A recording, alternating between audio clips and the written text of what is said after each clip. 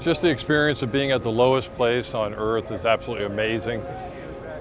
But surprising how much it actually changed as far as the actual area. I mean, some places where it's super flat, other areas were just kind of rolling. And then we got into areas of rock formations, some different kind of life forms that are down there. It just actually blew my mind. I was really just an amazing day. You know, once in a lifetime type of event. That's awesome. So, what do you think these dives mean for humankind as a whole?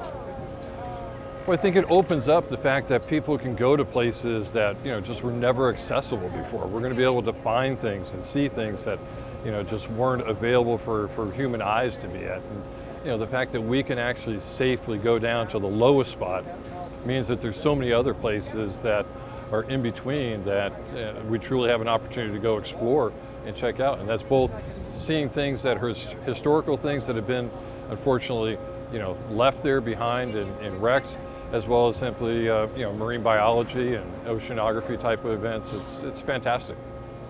Perfect. What was the most thrilling part of the dive for you?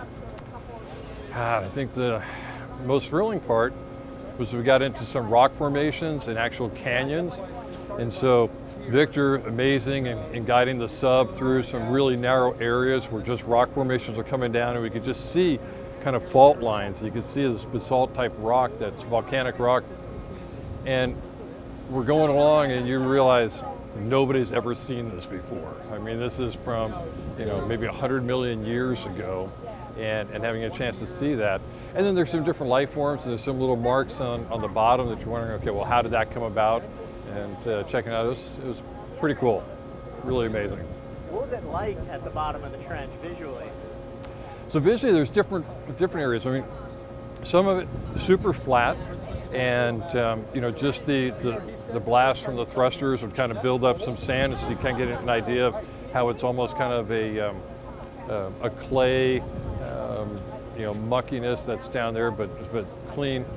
And you'd see little things, but then you'd move into this rocky area. So there's just really it was surprising how much diversity actually existed from what I thought was just going to be more of a flat area.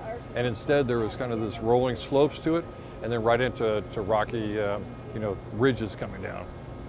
Perfect. Is there any final message you'd like to leave for anybody about your dive or about diving in general? I think the big thing is just, there's just not that many limits. You know, people kind of set these self-imposed limitations. I had this idea of going to the bottom of the ocean many years ago, before Victor had this type of sub that could do it, and then just kind of sticking with it. And here I am, you know, a decade later, and actually having an opportunity to do it. So I think for me, you know, the message is go for it, be persistent, stick with something. The answer doesn't necessarily come in a couple of years. Sometimes it takes a couple of decades, but if you stick with it, it's amazing what can be accomplished in your life.